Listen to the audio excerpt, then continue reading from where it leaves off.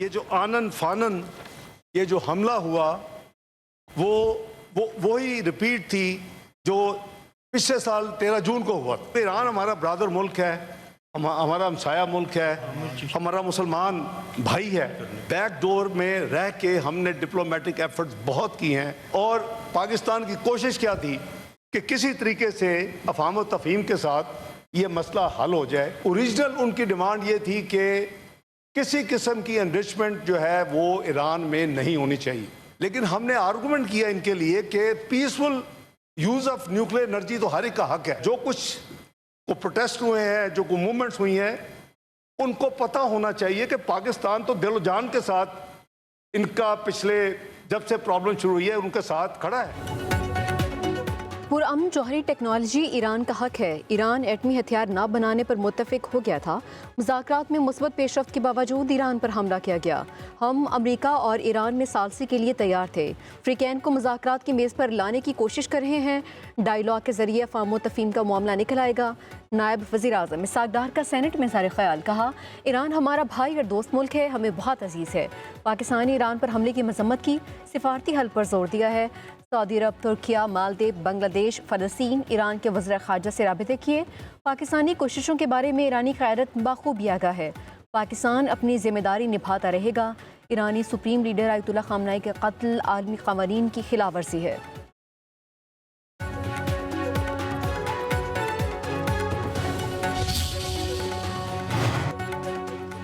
Iran और खलीजी ममालिक में सूरत हाल अबतर है। ओमान और सऊदी अरब के अलावा तमाम फ़ज़ाई रूट्स बंद हैं।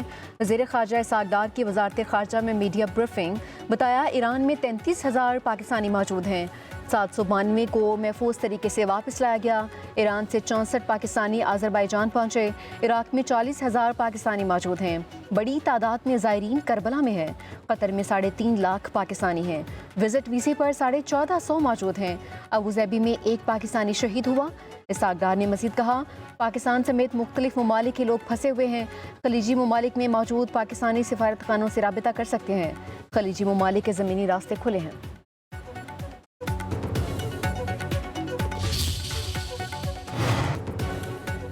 वज़ीर-ए-आज़म शहबाज शरीफ का मौजूदा आलमी सूरत हाल पर पार्लियामेंट को एतमाद में लेने का फैसला। अरकान को मशरिक़ वस्ता और ईरान इसराइल जंग पर इन कैमरा ब्रीफिंग दी जाएगी। सेनेट और कौमी असम्बली के पार्लिमानी लीडर्स और अपोजिशन लीडर कल दिन 11 बजे मदऊ।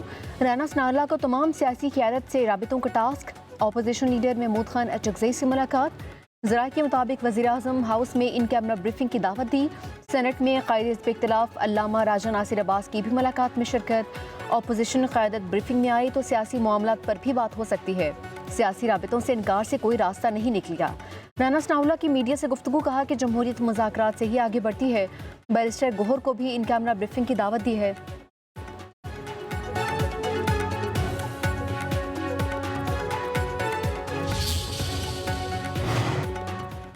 वज़ीर दिफा ख्वाजा आसिफ ने सेहूनियत को इंसानियत के लिए ख़तरा करार दे दिया। कहते हैं, ईरान पर जंग मुसल्लत की गई। एजेंडा इसराइली असर को पाकिस्तान की सरहद तक लाना है।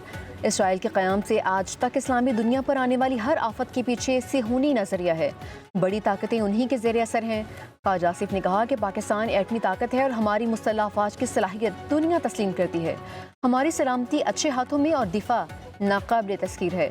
अफ़गानिस्तान, इसराइल और भारत का मुश्तरका एजेंडा पाकिस्तान दुश्मनी है। कौम साजिशों को समझे। इस्लामी दुनिया के इत्तेहाद वक्त की अहम ज़रूरत है।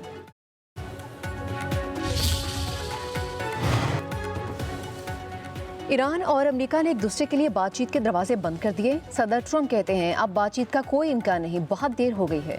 अक़वाम मुत्तहिदा में ईरान के सफ़ीर अली बहरीनी कहते हैं कि अमेरिका के साथ बातचीत का वाहिद तरीका दिफाई इक़दामात हैं। बराह रास्त बातचीत नहीं करेंगे। तेहरान अपने दिफाई इक़दामात जारी रखेगा। अमरीकी और इसराइली फ़ौजी तनसीबात को जायज़ हदफ समझते हैं। किसी भी पड़ोसी मुल्क में मौजूद फ़ौजी अड्डे के हमले में इस्तेमाल पर उसे कानूनी हदफ समझा जाएगा।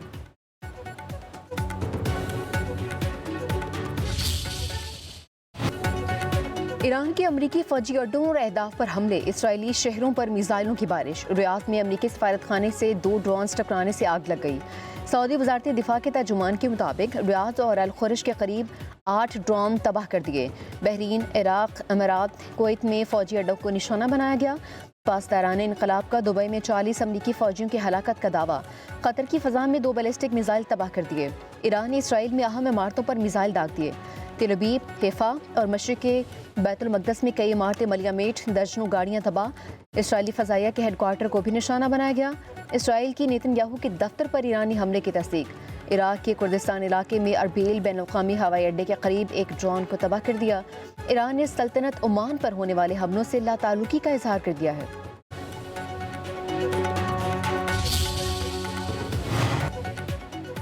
अमेरिका और इसराइल की ईरान पर हमलों की नई लहर। ईरान के 153 शहरों में 500 से ज़ायद मकामात पर 1000 से ज़ायद हमले। शहादतों की तादाद 787 हो गई। सैकड़ों अफराद जख्मी, 13 ईरानी फौजी भी शहीद। ईरान के सरकारी टेलीविजन के हेडक्वार्टर को तबाह करने का दावा।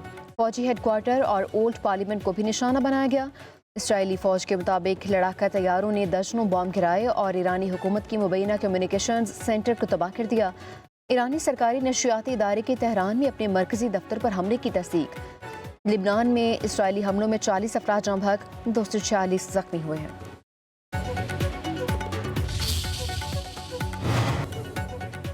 मुत्तहिदा अरब अमारात पर 186 मिसाइल हमले, 172 मिसाइल तबाह किए, 13 समंदर में गिरे। 812 ड्रोन्स की निशानदेही हुई, 755 ड्रोन्स को नाकारा बना दिया गया। ईरान के हमलों में 3 अफराद जाँ बहक हुए, 68 जख्मी हुए हैं। मुत्तहिदा अरब अमारात हुकाम की ईरान के हमलों पर ब्रीफिंग।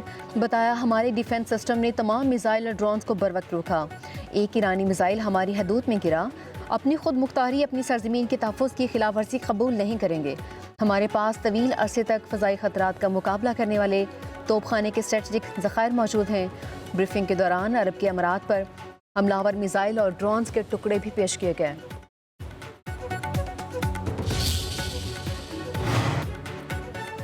अमेरिका की ईरान के हमलों में 6 फौजी मारी जाने की तस्दीक।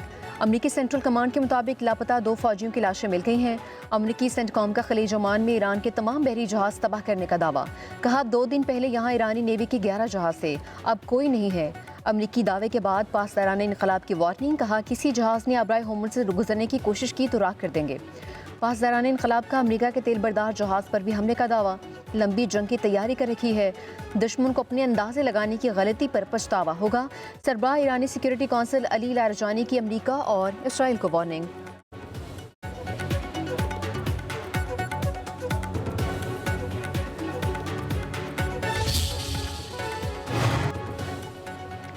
चीनी इसराइल ईरान जंग फौरी रोकने का मुतालबा कर दिया। तर्जुमान चीनी वजारत खारजा का कहना है कि ईरान के खिलाफ फौरी फौजी ऑपरेशन बंद किया जाना चाहिए। ताकत का अंधाधुंध इस्तेमाल कबूल नहीं किया जा सकता। चीन का शहरियों की अमात पर गहरी तशवीश का इज़हार। कहा, ईरान के जौहरी तवानाई के पुरअमन इस्तेमाल के जायज़ हक को तस्लीम करते हैं। ईरानी जौहरी मसला बिलाखिर सियासी और सिफारती हल की जानिब लौटेगा। चीन अपना तामीरी किरदार अदा करता रहेगा।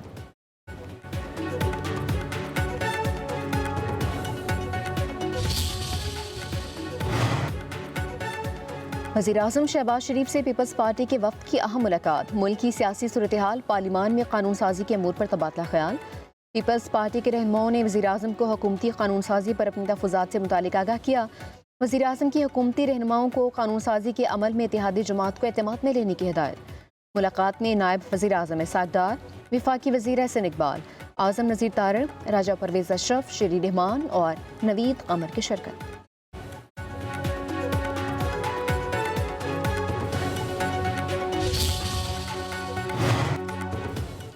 पाकिस्तान स्टॉक एक्सचेंज में मंदी के बाद रिकवरी। 100 इंडेक्स में 5159 पॉइंट्स का इजाफा।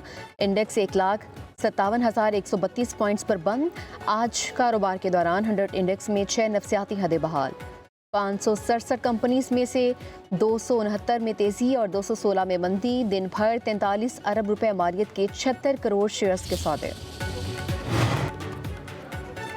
इस्लामाबाद की डिस्ट्रिक्ट एंड सेशन अदालत ने बानी पीटीआई और बुशरा बीबी की जमानत मंजूर करने का तहरीरी फैसला जारी कर दिया।